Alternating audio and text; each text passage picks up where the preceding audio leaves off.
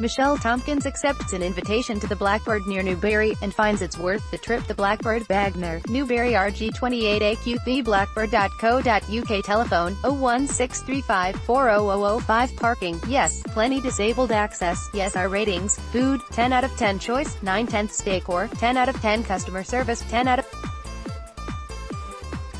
The best meals out aren't always in the fanciest places either. A cheeky Nandos can be just as enjoyable as a Michelin-starred feast, given the right company, the right mood, the right level of hunger, the right ingredients, if you like. On the most idyllic of balmy evenings, as we pulled into the picture-perfect village of Bagnor, near Newbury, a river babbling prettily on one side and banks of spring flowers in bloom on the other, the initial signs are already promising.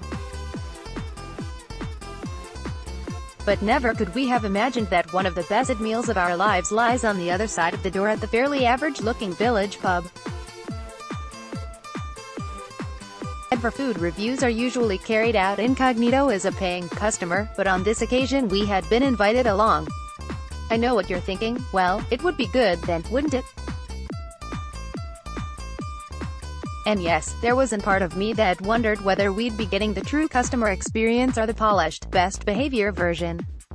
That I'll never know, but in my defense I have since come across similar glowing praise for the Blackbird from Sunday Times Magazine reviewer Marina O'Loughlin, which shows, if nothing else, that I'm not the only journalist who can appreciate a good, or free, in my case, plate of food. Chef Dom Robinson took ownership of the Blackbird in September last year, and after getting his hands dirty and roping in family and friends to give the pub a refurb, put himself back in the kitchen doing what he does best. His pedigree is impressive, having previously worked in the Michelin-starred restaurants of TOMPKINS, Anthony Demeter and Adam Byatt. He has adopted a back-to-basics approach to the menu, keeping things simple with seasonal, locally sourced produce and classic techniques. While the outside of the place looks typical, the interior is anything but. Many of the original features are still there, including wood and tile flooring, antique furniture and 2 fireplaces. Tuile curtains hang at the windows, and the food is served on delicate patterned china just like Granny used at tea time. But a huge injection of quirkiness is there too. Bright red walls dominate the dining room and the bar area is a vibrant yellow.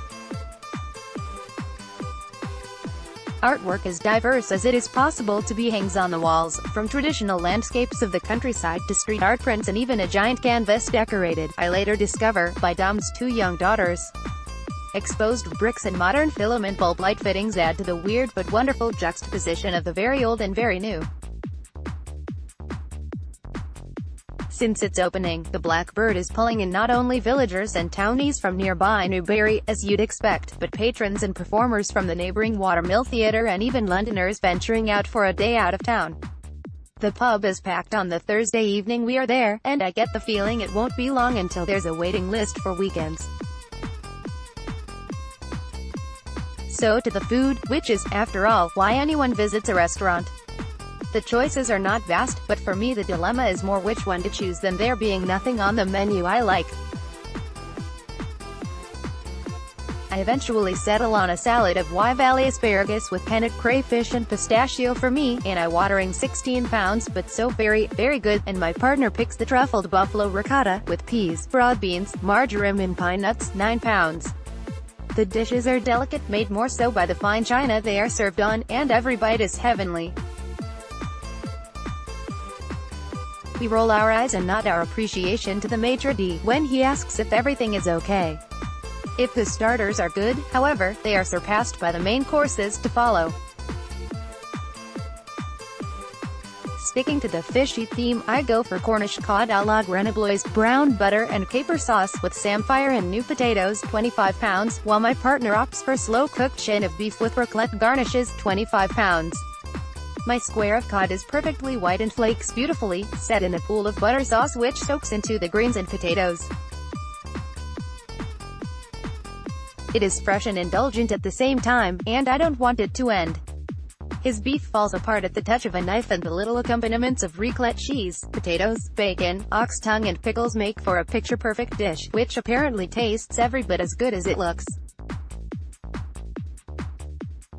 Dessert is always a bit take it or leave it for me, but it seems rude not to make the most of the full experience, so after a break and much umming and I choose a rum baba with salted caramel mousse and rum and raisin ice cream, 8 pounds, and he the panna cotta of yogurt and white chocolate with strawberries and almonds, 9 pounds.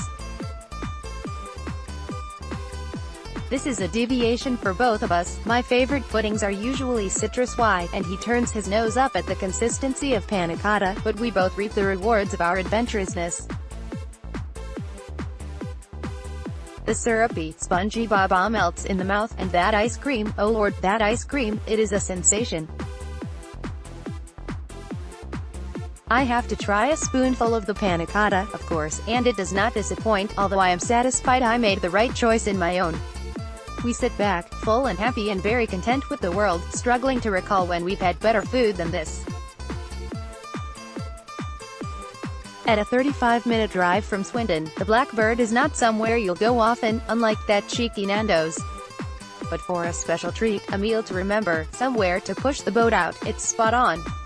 And definitely worth saving up for.